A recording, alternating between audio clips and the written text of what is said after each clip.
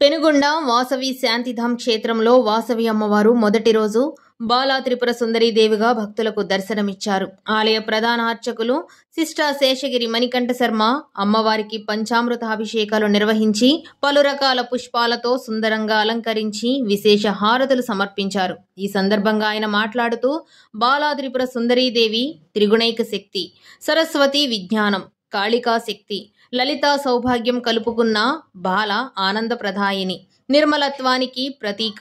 మనసు, బుద్ధి, అహంకారం ఈ తల్లి ఆధీనంలో ఉంటాయి. అభయహస్తం, అక్షమాల ధరించిన బాలా రూపాన్ని ఆరాధిస్తే నిత్య సంతోషం కలుగుతుందని విశ్వాసం.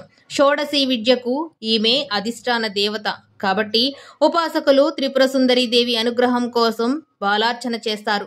శ్రీచక్రంలో మొదటి దేవత బాల.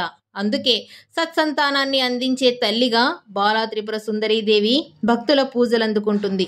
బాలా త్రిపుర సుందరీదేవిని భక్తి శ్రద్ధలతో పూజించిన వారికి శత్రువులను లేకుండా చేస్తుంది, ఆదాయాన్ని పెంచుతుంది, ఆయుష్ను వృద్ధి చేస్తుంది, ఆరోగ్యాన్ని ఇస్తుంది అని తెలియజేశారు.